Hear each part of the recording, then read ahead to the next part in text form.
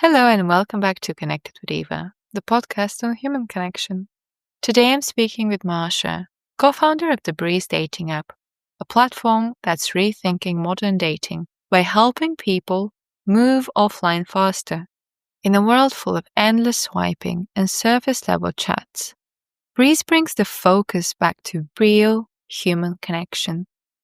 I'm excited to dive into Marsha's story, the story behind Breeze, and how they're reshaping how we meet, date, and connect in a more intentional way. Marsha, welcome to the podcast. I saw Breeze after having some uneventful experiences on other dating apps where you know how it is. You start chatting to someone, it goes nowhere, either party ghosts the other. It's strangers, right? So you can't really commit to having a profound conversation. You can't connect to someone on the basis of a picture. Somebody disappears and you never actually end up meeting. So what Breeze does is it skips the small talk, literally. And you have to go on the date, which I saw this and I was like, yes, this is incredible. This is what's needed. I'm so happy that it resonated with you. How did you even come up with the idea? We all had similar experiences on other dating apps as well. We've done all the swiping, all the chatting, and then rarely meeting someone in real life. We got to thinking online dating is about eventually meeting someone offline. And how can we get people to this offline date as soon as possible? And then we started to think, okay, how can we take as many steps in the process away and get people on a date? What if you met and then you just go straight to the date? What needs to happen for people to do that, to want that? And we just started testing that. So we were still in uni at the time. So we went around campus and asked people, would you want to go on a date without chatting first? And if they said yes, we would just have 10 profiles, paper profiles of our friends ready to show them. And then we would ask them, okay, if you want to go on a date without chatting first, pick someone that you like, and then we will set you up on this date. And by doing it this way, we started interviewing people about their experiences. What other things do you need if you don't have the chat beforehand? Do you want more extensive profiles? Do you want some other ways of assurance? And then we started building it. It's as simple as that. What was the initial response by people? I think in the beginning, we did a lot of tests with people from our own surroundings. So there was already a lot of trust in us and trust that we would set them up with people they liked and that it was all a safe experience. So in the beginning, it was mostly people eager and excited to try it. But once we started to grow and we grew out of our own sort of social bubble and people who hadn't heard about us started to hear about Breeze and using it, a lot of initial responses were like, what? No chats? How can I get a feel of this person? How will I know the date is nice? How will I know it's safe?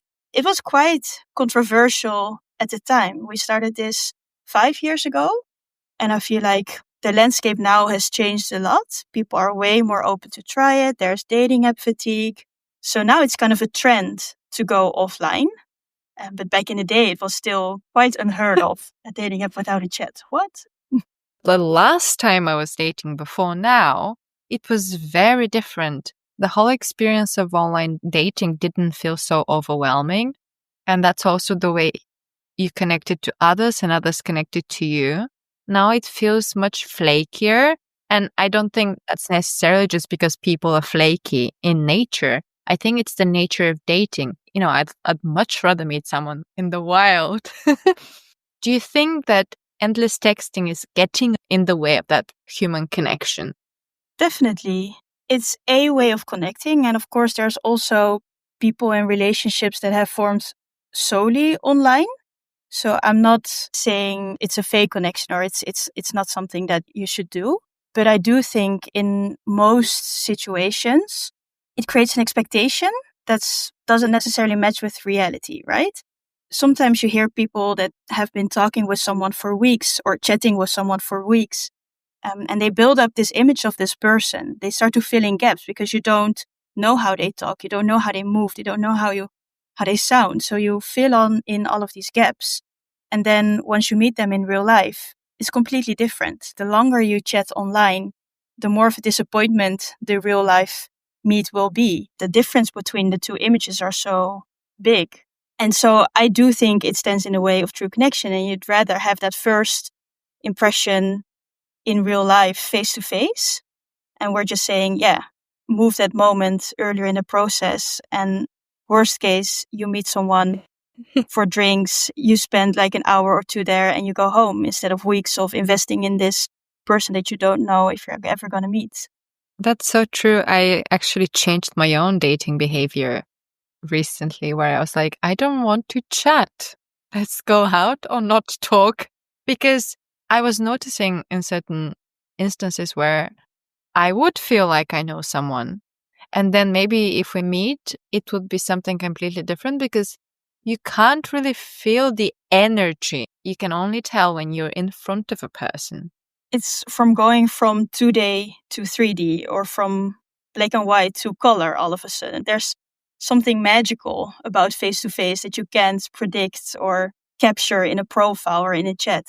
I have a personal experience with this as well. I was living in Italy at the time, and I couldn't speak Italian, but I was chatting on, I think it was Bumble with this guy, Italian guy, and we had been chatting for a couple of weeks, and then we went and met up in real life. And then the first thing he said to me was, I'm so sorry, but I don't speak English. I use Google Translate for all the chats we've been doing. And I was like, that's kind of cute, but also, how are we going to do this, you know? And nowadays, especially with ChatGPT, what is a chat even? It feels like a lot of it will be something super basic like, morning, good morning, have a lovely day. I mean, I can't have conversations on dating apps anymore. Let's meet up. I don't see the point of creating a connection, someone you've never met, someone who could be a completely different person. I love that you have is it like a collaboration with the different venues where you send people because it's obviously certain places that have been vetted beforehand, so you know it's safe? Because I think one of the things people worry about is the safety aspect of it. One of the things that came up when we said, okay, let's remove the chat, what do we need to replace it with? Many people had safety concerns. I think Breeze is a safer way to date than many other dating apps because we as Breeze are in control of this location and of this meeting space. Many unsafe situations occur when you meet at a person's house, for instance, or if you meet at the park. So we found it was really important to own that part of the date as well. So we have these partnerships with all of these venues.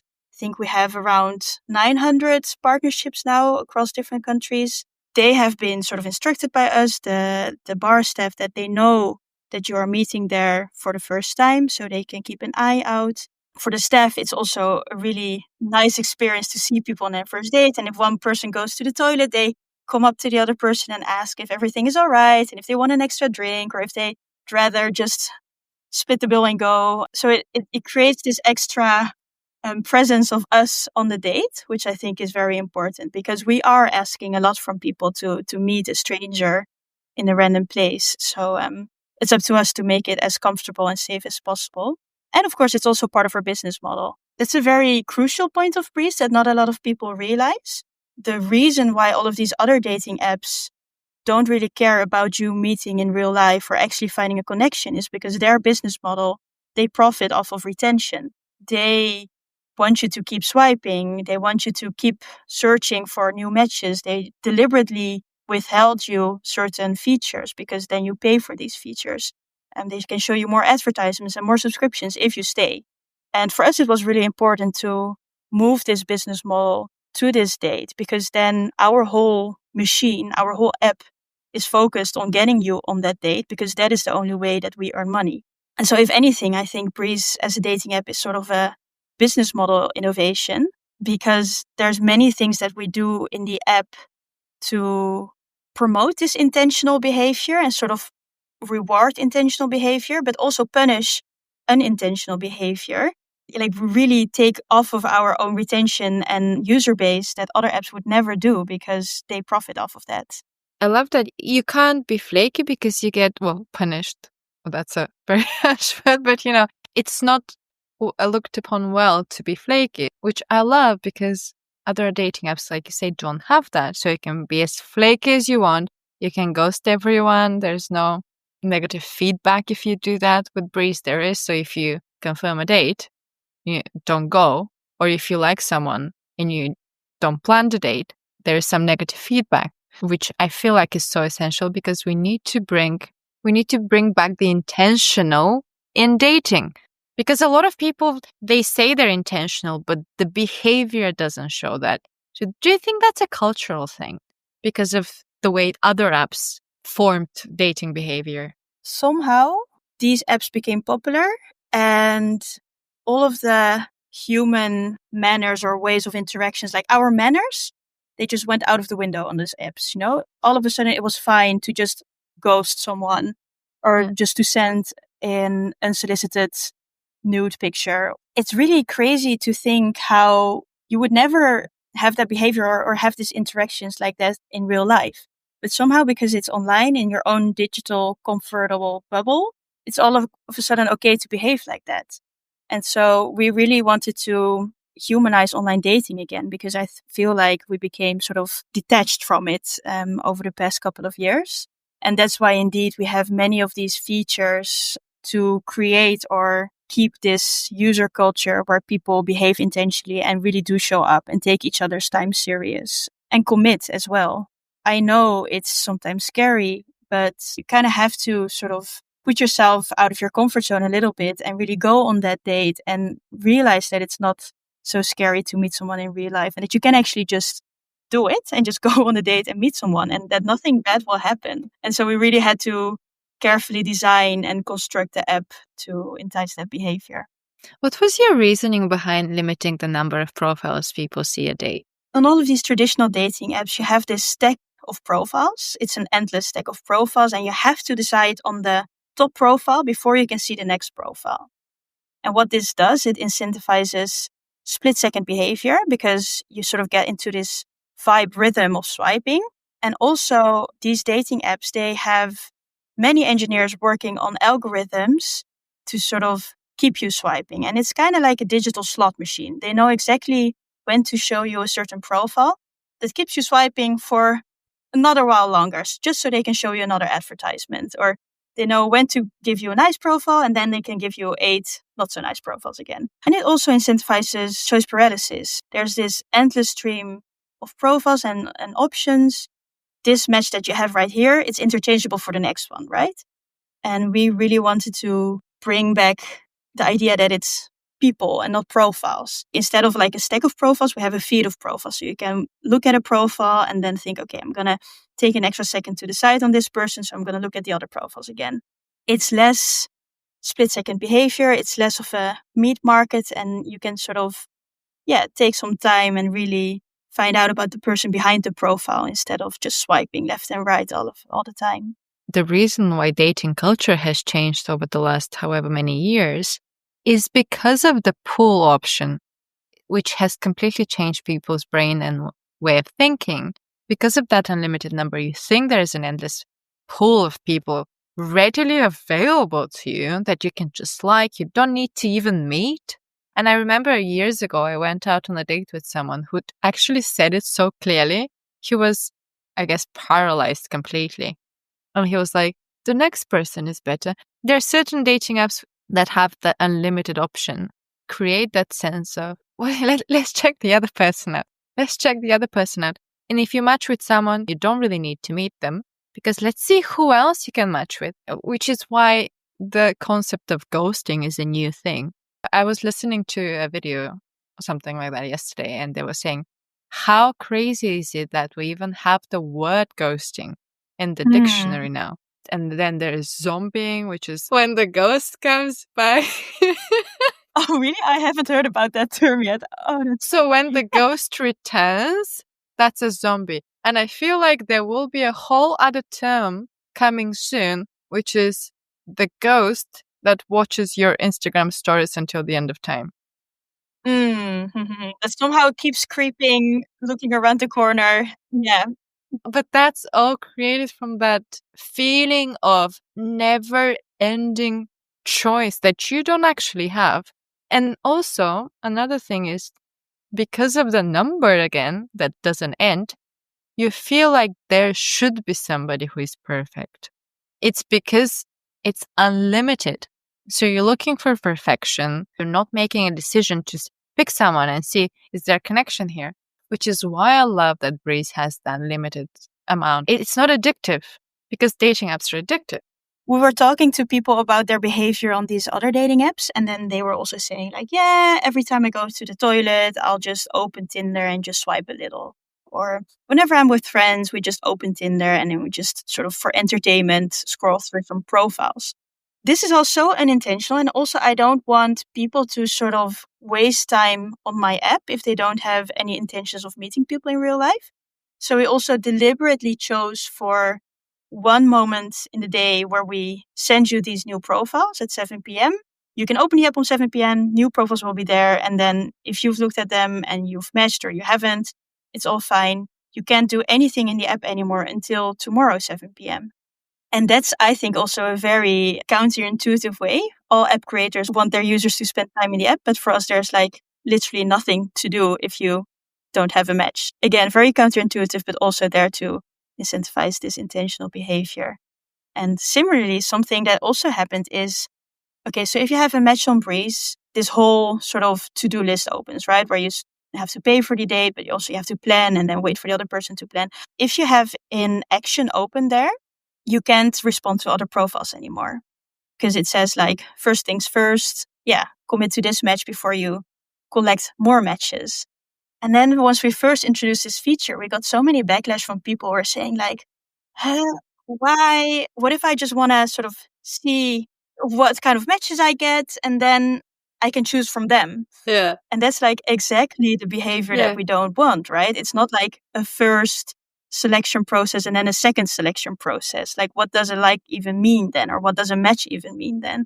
Yeah, we really had to educate people that a like on Breeze is different than a like on Tinder, and a match really means a date. And yeah, it's been an interesting journey.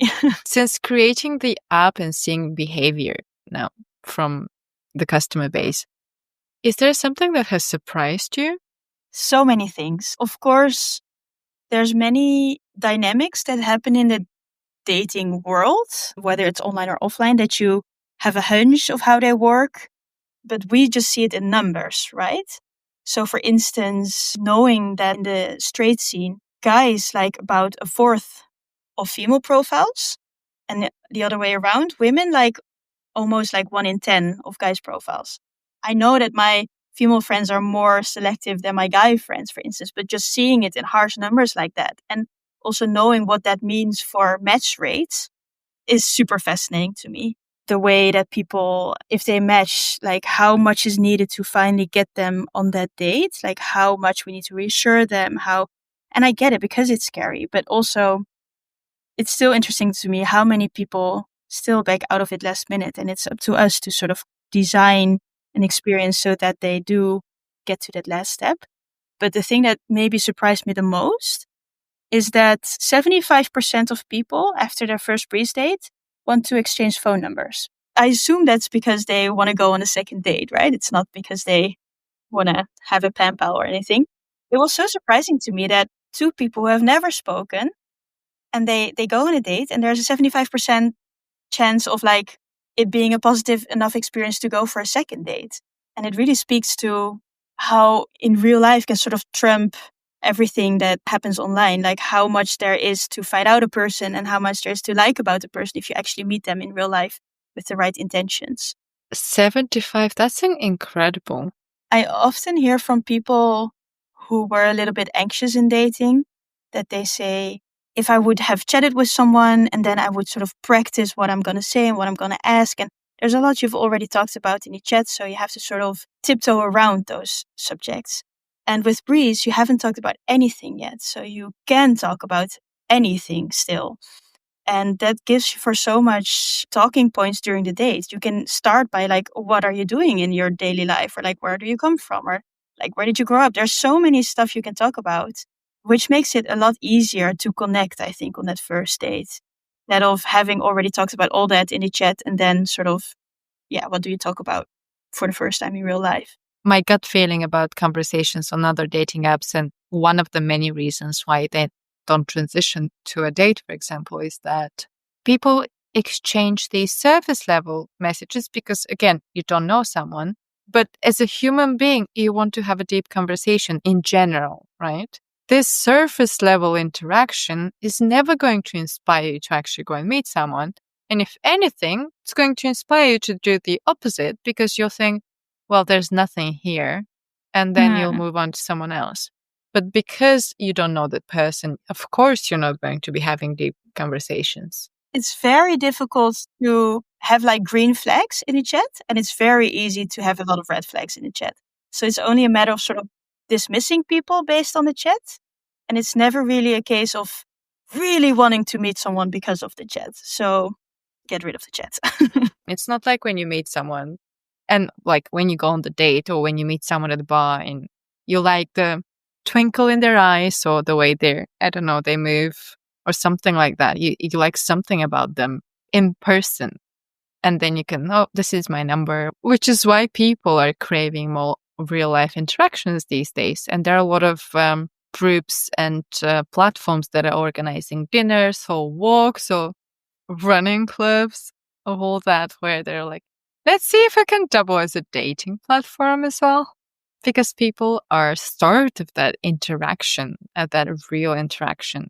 You can have the nicest intentions, but when the platform is against you and it's not proving that authentic link, there is a very little chance of success on there.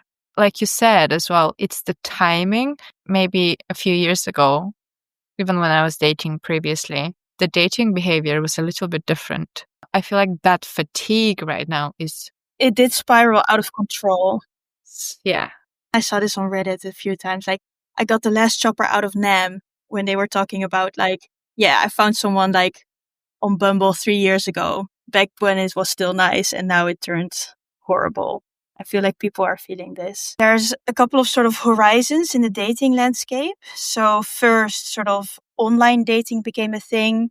And then in 2009, I think, Tinder became, and they started this whole revolution of like online dating apps and swiping and chatting. And I feel like now it's time for another revolution in the online dating space where it's more about actual real life connection, offline dating instead of only, connecting offline. And I really hope that we can be the trendsetters in this. Which city are you growing quickest in? It's London. So we started in the Netherlands about 5 years ago. And we started in all the student cities and slowly moved to all the bigger cities as well. Then our first market abroad was Belgium. So went to Antwerp, Brussels, then Berlin, Paris, and then the London market started booming all of a sudden. And so we doubled down on the UK. We tried really pinpointing what makes it work or click so well in the UK market. And I really do think it's dating app fatigue because we have the ratio of female users of Breeze in the UK is very healthy, especially compared to some of the other markets that we're in. Like it's pretty healthy everywhere, but the UK is definitely, we have more inflow of women users than male users. And I think that speaks for the culture that is on these other dating apps. So I think that's the reason. And now we've also launched in New York a couple of months back. So yeah, slowly growing and hopefully taking over the world. I love that. It's funny when you said London because the fatigue here is so tangible. You can feel it. Everybody's saying the same thing. And people are like, oh no, I keep deleting the apps. And then I just stop re-downloading them, which is the normal behavior. When I started my podcast, it was something that I craved. I craved that kind of human connection, not in dating necessarily, but I wanted to connect with people in general. And I feel like that's a bigger issue as well when it comes to connection. As a society in bigger cities, people are so individualistic because that's popular, right? Society promotes individualism and individual success. So I feel like maybe suddenly there's a realization that things are not solitary and you want to interact with other people. We've gotten so many requests of people asking us to also organize Breeze dates or Breeze experiences. And we've thought about this, and I really am looking forward to facilitating for this in the future as well. Any connections? Right now we focused on dates because we kind of see it as we want to use technology to improve human connection instead of replacing it, because now you see a lot of technology replacing human connection. And our first battlefield is dating. But I really do hope that we can move on to other battlefields as well and make humans connect on different levels as well. Because I do think technology helps in a way, because your reach is much broader, and with the diversity of people within Expansive as smaller well. areas, Yeah. it expands. Yeah. Exactly. And so it's Yeah. more difficult to find someone that connects or clicks with you on a certain level. So I do really think that it's great that we can use technology to do this, to match people, to find people, to sort of bring them together. But then I really do hope that we can always have that connection be formed offline, because I still believe in the magic of face-to-face. It's about finding the right balance of using technology to foster this human connection instead of replacing it. And now it's really scary what's happening, of course, in this space with AI and everything. So I really do think it's needed. Please organize more events in London. Because all of these days there's of course just two people meeting, and they don't want us to be there.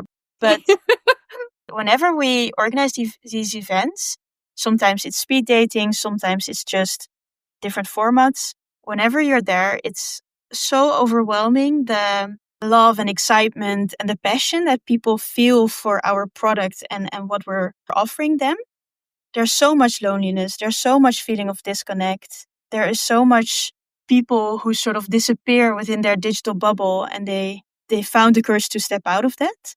And I love going to these events. I always come out of it like buzzing with new energy and excitement for the cause, and want to continue working on our product. What's in the future for Breeze? So we are working on many things, of course, but our main focus coming years will be expanding, just expansion. We've been focusing a lot on the user experience these past years. So it was mostly product focused, innovating with our algorithms, but also with our user journeys and the features and the whole Breeze experience. And I feel like now we're at a point where things can, of course, always be better, but we're satisfied with the product, and it's going to become an expansion game from now on. And that's new for us. We're a very tech/product heavy team. We all met at our technical university, so we're very we love the product, but now we sort of need to step out onto the stage. And it's interesting because that also is about connecting with people, speaking to people's emotions, growing in that regard. So it's new territory for us, marketing. We're trying to expand to new markets coming years and hope to get as many people dating offline as possible. We're now at 450,000 first Breeze dates. Yeah, we hope to double it to 1 million coming year. And then we're going to throw a big party, 1 million first dates. Who could have thought? Are there any engagements or weddings or that people have messaged you about from Breeze? Yeah, this is the most fun part of our job. We get daily messages in our DMs, physical cards as well, of people who just celebrated their first anniversary, or people who are moving in together, people who just got married. There's even a few Breeze babies already. That's so lovely. That makes my day. Yeah, sometimes we get a picture and then we ask for their address so that we can send them a little onesie. We have these Breeze onesies that say, "I can't talk, but neither could my parents when they met on Breeze." I love this so much. We work so hard and we always work behind our computers, and we saw all of these numbers, and you sort of get detached from the people that you're actually doing it for. And every time we get these messages, we realize that it's actual people and not just numbers who go on dates. And we might not yet be sort of changing the world, but for some people, we are really changing their world. Because if you find success in your love life, that's big, right? So that makes it a really fulfilling and satisfying job. Well, yeah, that's the most important thing. Who you spend the rest of your life with, or however many years, it is the most important decision. Thank you so much for talking to me. I loved our conversation, and I'm really excited for what's in store for Breeze in the future.